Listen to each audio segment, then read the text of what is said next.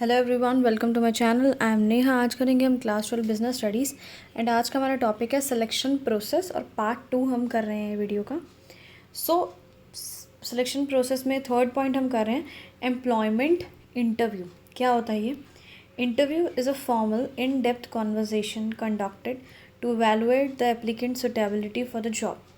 Interview actually में होता क्या है? एक फॉर्मल कॉन्वर्जेसन होती है या इन डेप्थ यानी थोड़ा डिटेल में कॉन्वर्जेसन की जाती है। ठीक है, किसके साथ की जाती है वो तो आपको पता है। जो इंटरव्यूअर होता है, इंटरव्यू लेता है, वो करता है एप्लीकेंट या कैंडिडेट के साथ करता है। इसमें क्या चेक करते हैं कि जो एप्लीकेंट है क्या वो सुटेबल है जॉब के लिए, ये चेक किया जाता है। The role of the interviewer is to seek information and that of the interview is to provide the same. So interviewer क्या करता है?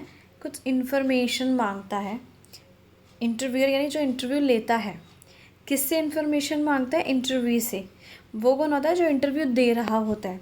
सो इंटरव्यू का क्या काम है? प्रोवाइड द सेम शब्द लिखा है इधर। इसका मतलब है कि जो इन्फॉर्मेशन उससे मांगी गई है वो सारी इन्फॉर्मेशन उसको देनी पड़ेगी।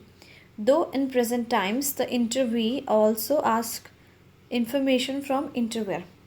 लेकिन आजकल क्या हो रहा है कि जो इंटरव्यू है, जो यानी इंटरव्यू दे रहा है, वो भी इंफॉर्मेशन कुछ मांग सकता है कंपनी के रिगार्डिंग इंटरव्यूअर से, यानी जो इंटरव्यू ले रहा है। नेक्स्ट है रेफरेंस एंड बैकग्राउंड चेक्स। देखो इसमें क्या है? Many employers request names, address and telephone numbers of references for the purpose of verifying the information. यानी आजकल कई एम्प्लॉयर्स क्या करते हैं? रेफरेंसेस के नंबर्स मांग लेते हैं, उनका नाम मांग लेते हैं, उनका एड्रेस मांग लेते हैं। ठीक है, रेफरेंसेस होते क्या है? बेसिकली वो लोग जो आपके जान पहचान के होते हैं, जैसे ऑफिस में काम करते हों, आपके बारे में अगर कुछ इन्फॉर्मेशन चाहिए तो एम्प्लॉयर उनसे ले सकता है। ठीक है, तो कुछ अगर इन्फॉर्मेशन चाहिए होगी तो उन्हें फ़ोन करके मांग लेगा, कोई भी इन्फॉर्मेशन चाहिए होगी तो।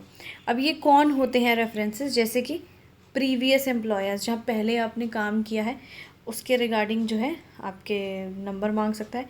नोन पर्सन्स, ऐसा इंसान जो आप भी जानते हो, जिसको आपका एम्प्लॉयर भी जानता है, जैसे कॉमन पर्सन हो जाता है ना कंपनी में, या कोई टीचर या कोई यूनिवर्सिटी प्रोफेसर, किसी के भी नाम एड्रेस मांग सकते हैं। नेक्स्ट है सिलेक्शन एंड डिसीजन। चलो सारी चीज़ें हो गई है, अब है सिलेक्शन की बारी।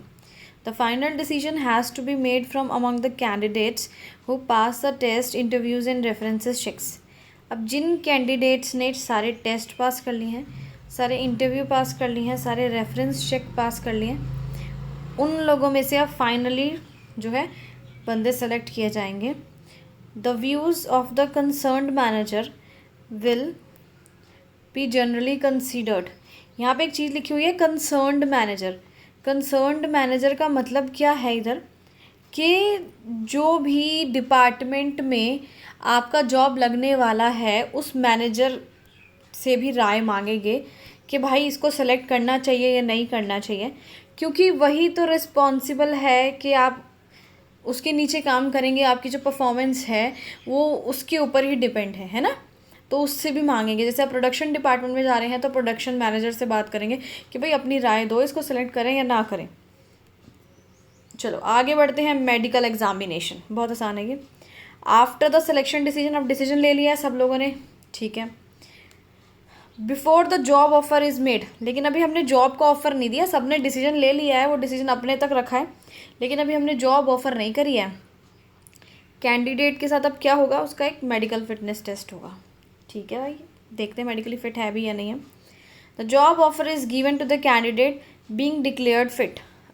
जॉब ऑफर दिया जाएगा, कब दिया जाएगा कैंडिडेट को? अगर वो फिट पाएगा। ठीक है, मेडिकली फिट है तो उसको जॉब ऑफर हम दे देंगे। नेक्स्ट है point job offer. The next step in the selection process is job offer. अब क्या देंगे अगले स्टेप में? जॉब ऑफर देंगे। किन एप्लीकेंट्स को देंगे जॉब ऑफर? जिन्होंने सारे प्रॉब्लम्स, हर्डल्स या टेस्ट सब कुछ पास कर लिया, उनको जॉब ऑफर दे देंगे।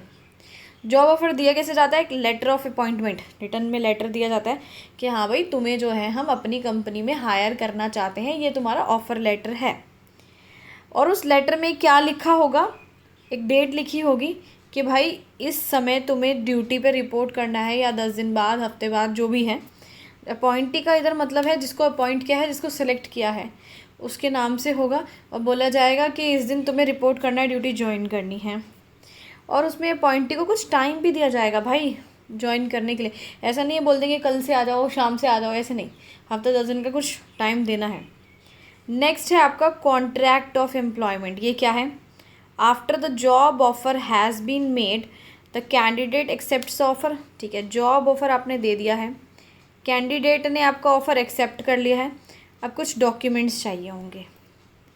ठीक है, एम्प्लॉयर और कैंडिडेट के थ्रू कुछ चाहिए होंगे डॉक्यूमेंट्स, जिसमें से एक ऐसा डॉक्यूमेंट्स है जिसका नाम है अटेस्टेशन फॉर्म।